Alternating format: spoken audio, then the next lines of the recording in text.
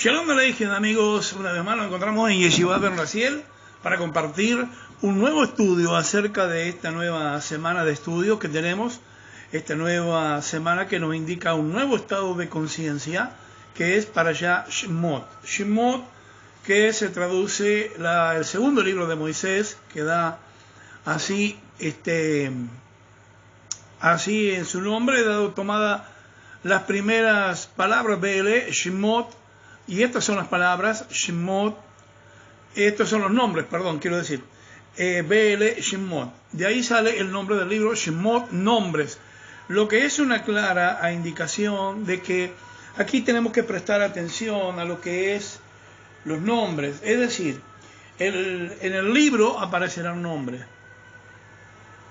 Como hemos sabido, la importancia que tienen los nombres para nosotros. Ahora bien, vamos a desarrollar aquí toda una teología, un conocimiento basado en los nombres. Y veremos cómo vamos a ir aprendiendo mucho más y entrar en una profundidad acerca de los Shem Adonai, es decir, los nombres divinos, los nombres de Dios. Una de las cosas que vamos a ver acá es la importancia de un nombre divino que nos es revelado, ¿sí? En esta parashá hay muchos nombres revelados y vamos a ver qué encierra un nombre. Esta es la primera parte de un estudio que voy a compartir en varios audios. Conectamos con la Sefirá Josma, ¿sí? Sefirá Josma, allí es como una especie de almacén, de bodega, donde están contenidos la santidad, por un lado, la que una, y el poder de los nombres divinos que nos son dados y revelados. Como dije, esta parashá comienza con esta expresión, el Shemot, de ahí la palabra Shemot, nombres, es el título del libro. Se lo cambió después por ignorancia, desconocimiento del judaísmo, se lo cambió a Éxodo por la salida de Egipto. No es eso lo que interesa en el libro. Lo que al libro le interesa mostrar son los nombres que existen allí, los nombres de Dios que están revelados y que nos son dados para un motivo especial. Hay una pregunta de Rabbi Yossi. El libro contiene nombres de varios personajes. Quiero hacer una breve introducción. Por ejemplo, Moshe Rabenu aparece con 12 nombres en esta sección. Es interesante. 10 nombres. Incluso hoy que, en mi país, Uruguay, un jugador que fue sancionado y todo el mundo salió a su favor, porque en Uruguay la expresión negro, negrito, es una expresión de cariño, de amistad. Recuerdo que uno de mis queridos maestros, que fue de Jacobo Frem Berger, de bendita memoria, siempre me decía negro, negro para aquí, negro para allá, y no era que me molestaba, a mí ni me interesaba, porque todo en Uruguay nos decimos negro para aquí, negro para allá, y es una expresión de cariño, de intimidad, más que nada. Ahora bien, Moshe tiene 10 nombres, uno de esos 10 nombres es el Kutí, es decir, el negro. Es increíble. Bueno, así que vamos a tener que borrar todo de la Biblia allí. Aparece Moshe Rabenu con 10 nombres, ¿sí? Y aparece otro personaje, que es un sacerdote pagano de Madián, Yitro o Jetro. Aparece con 2 nombres en la traducción española, Jetro o Reguel, pero en realidad dentro del texto tiene 10 nombres diferentes, lo cual cada nombre va mostrando una aproximación a la conexión con el Creador, lo que algunos dirían una conversión al Dios único de Israel y un abandono al paganismo. Esa es la respuesta para Rabbi Yossi, por qué tenemos esos 10 nombres. Los 10 nombres de Moshe Rabenu tienen que ver con las 10 sefirot del árbol de la vida, y las 10 nombres de Yitro también tienen que ver una ascensión a través de las sefirot del Etz HaChaim, del árbol de la vida, para conectar con la divinidad. De hecho, su descendencia, sus nietos, fueron instrumentos de Dios para transportar justamente el Mishkan. Continuamos. ¿Qué hay en un nombre? Hay letras, ¿sí? Y esas letras producen una vibración de ese título o nombre que usamos y que en este mundo, ese nombre va a determinar, va a incidir en nuestras vidas, de tal manera que puede realizar dos cosas: modificar nuestra conducta y marcar o determinar el destino por el cual cada uno de nosotros vamos viviendo. Entonces nos preguntamos por los nombres de Dios. Cuando sabemos entonces cómo se pronuncia, cómo se vocaliza, y visualizarlos también, estamos entonces conectándonos a través de esos nombres con la mente divina. De hecho, hoy veo por todos lados iglesia evangélica tocando el shofar. El que toca el shofar tiene que estar en un estado de preparación de 3 días, y aparte de eso debe conocer los nombres y códigos de Dios que debe justamente meditar en el momento en que está haciendo sonar el shofar. Ahora lo usan como una corneta para cualquier cosa, como esas bubucelas que se utilizaban en los mundiales. Solamente trae maldición cuando no se sabe hacerlo correctamente. Ahora, cuando sabemos meditar esos nombres, cuando sabemos utilizarlos y cuáles son los nombres requeridos, entonces ahí conectamos con la divinidad y la energía divina. El poder de Dios, es decir, la verajá de Dios, desciende sobre todos nosotros. Por eso que es muy riesgoso tocar, porque si no mal, el shofar, y en cualquier día del año.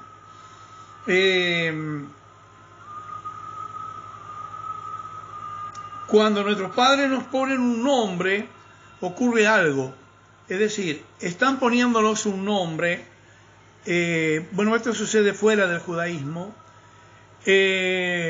para controlarnos, o decir, tener un control sobre nosotros. Eso ejerce una autoridad, un poder de dominio y de control sobre nosotros, ya que el nombre modifica nuestra conducta, nuestro destino, nuestra mentalidad. Es decir, a través de esos nombres somos controlados, y podemos ser manipulados. Recordemos que la primera tarea que se le dio al hombre, al Adán Arishon, el primer hombre, al hombre del huerto del Edén, fue justamente poner nombre a los animales. ¿Por qué motivo tenía que ponerle nombre? Fueron traídos todos los animales y a todos les tuvo que poner nombre. Es decir, miró sus características, la esencia de cada uno, y a cada uno le colocó un nombre. ¿Por qué motivo? Porque él, Adán Arishon, debía gobernar toda la creación. Toda la creación. De esa forma, de esa manera, a través del nombre, él podía controlar a los animales, manipularlos, y a la vez fue manipulado por ellos también.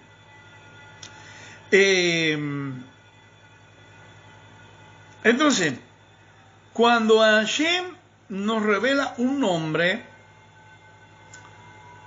a los tzadikim,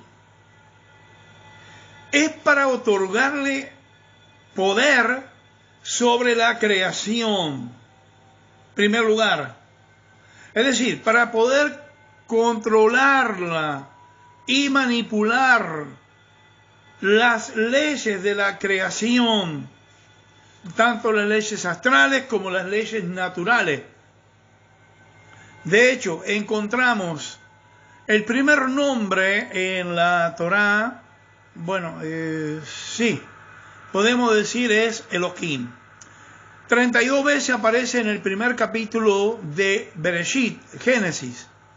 Es decir, no hay un nombre Yahvé, no hay nombre Jehová, no hay nombre Adonai, no. El único nombre que aparece ahí 32 veces es Elohim.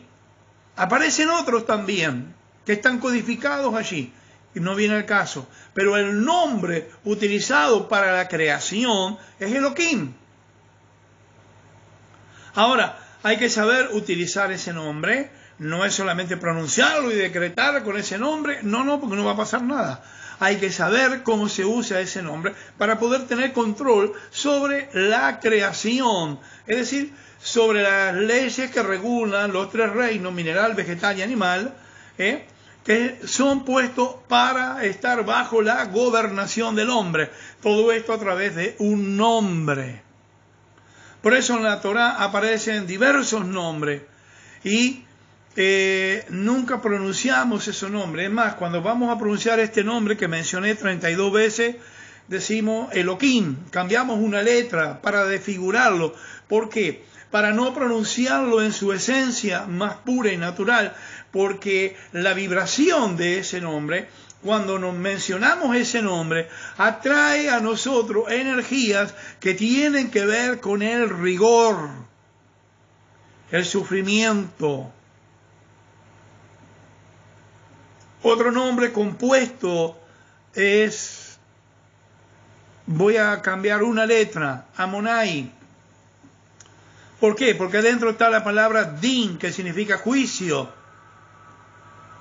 y Adón, que significa señorío, autoridad.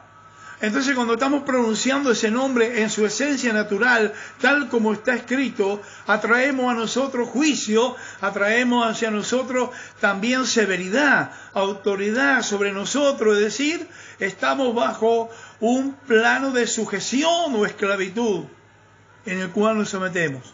Y atraemos energías de juicio que vienen sobre nosotros. Entonces cada nombre tiene una función, cada nombre tiene un propósito. Cuando no se conoce, mejor no mencionarlo. Por eso convencionalmente, cuando se lee el texto de la Torá en público, decimos Amonai. Cuando aparecen las letras del nombre sagrado de Dios o alguno otro, decimos Amonai.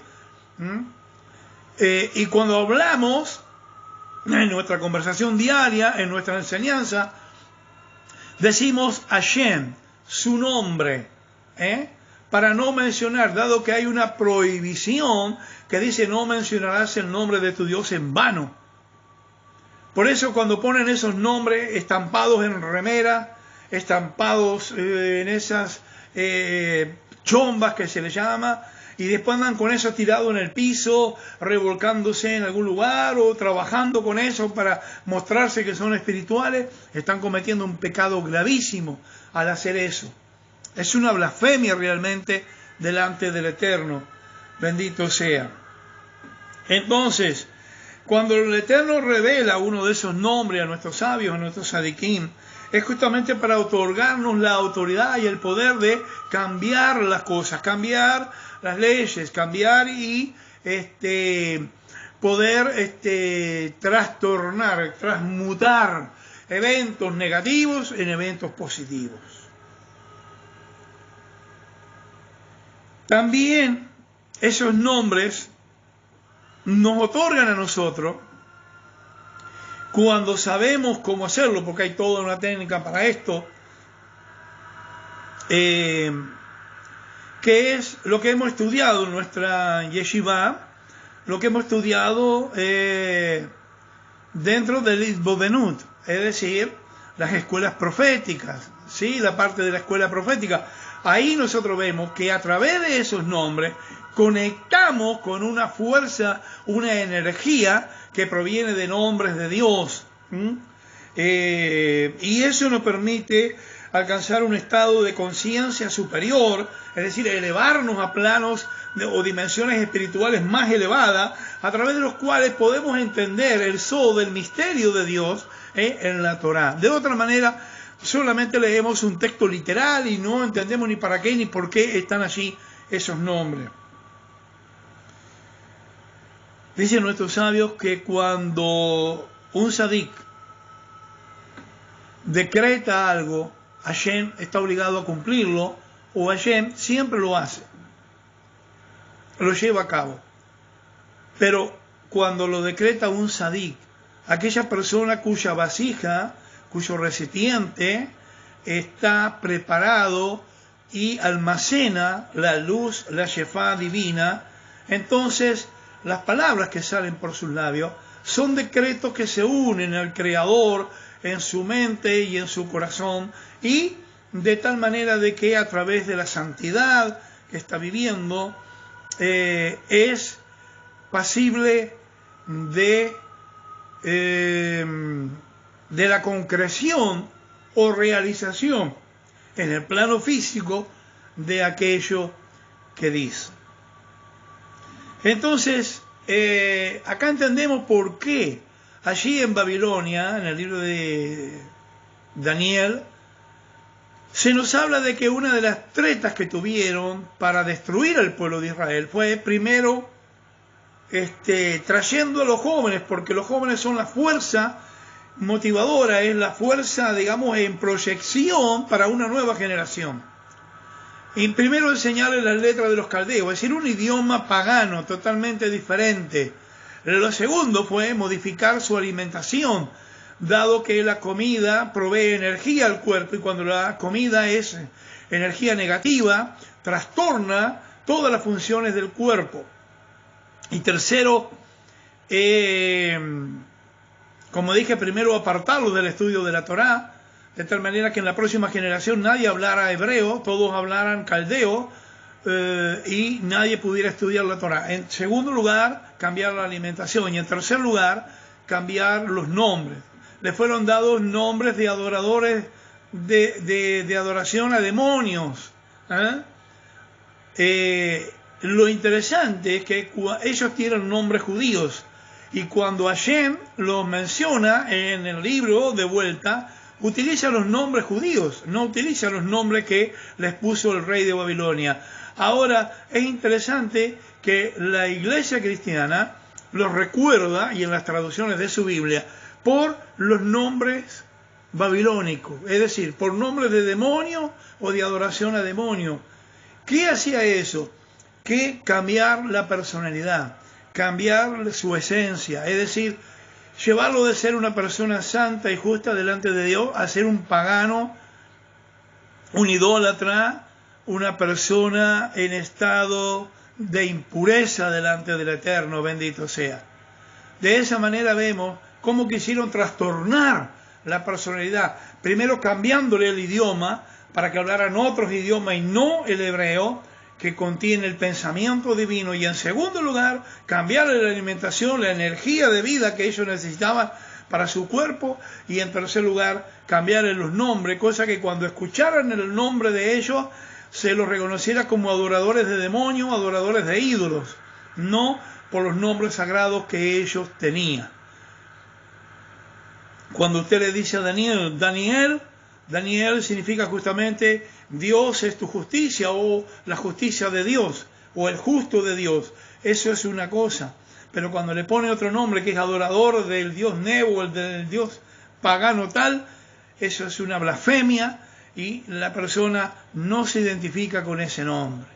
Gracias a Dios se nos enseña que en este libro del Éxodo, por eso tiene también llamado el nombre Shemot, nombre, porque una de las cosas que permitió la redención de Egipto es que nuestros antepasados nunca cambiaron sus nombres egipcios, sus nombres hebreos, por nombres egipcios. Será hasta la próxima clase. Un gusto para todos. Rabí Daniel Paredes von Katzenberg. Esto es Yeshiva Ben Raziel, código Seifa.